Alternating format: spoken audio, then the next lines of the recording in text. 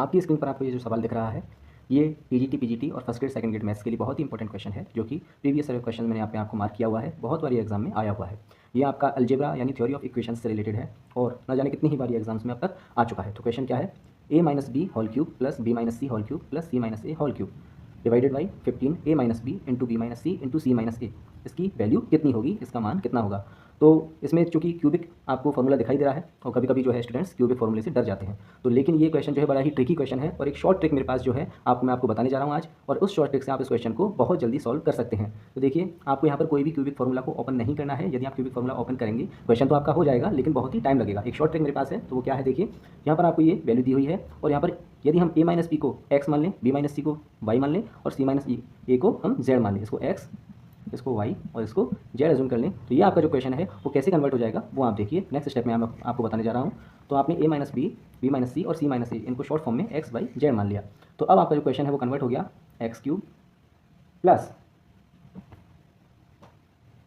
Y cube plus Z cube divided by 15 x y z. इस तरह से यहाँ पे जो क्वेश्चन है वो इसमें कन्वर्ट हो जाता है। अब आपको इसको कैसे सॉल्व करना है, सिंस यहाँ आपको जो x है वो हमने माना था a माइनस बी, वाई है वो हमने माना था b माइनस सी और z है जो हमने माना था c माइनस ए।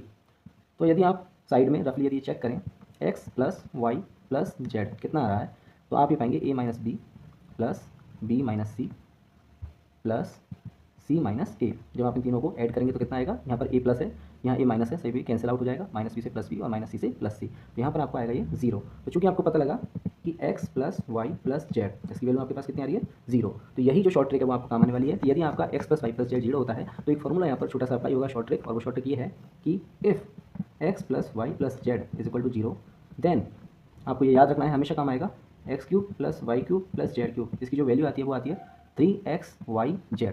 ये शॉर्ट ट्रिक आपको याद रखनी है। जी हाँ दोस्तों, ये शॉर्ट ट्रिक बहुत ही इंपॉर्टेंट है। यदि आपको तीन नंबर्स दिए हुए हैं x plus Y plus z, उनका यदि जीरो आ रहा है तो x cube plus Y cube plus Z cube वो आपका 3xyz के इक्वल होगा। तो ये सीधी वैल्यू आप यहाँ पर पुट कर दीजिए, तो कितना आएगा, x cube plus Y cube plus Z cube, आ गया आपका 3xyz और नीचे आपका 15xyz। देन xyz से xyz कैंसिल आउट हो गया, तो 3/15, देन आंसर विल बी 1/5। तो आपको जो चार ऑप्शन दिए हुए थे उनमें से 1/5 ऑप्शन डी आपका जो है वो सही हो जाएगा। तो ये तो थी दोस्तों इस क्वेश्चन को करने की शॉर्ट ट्रिक।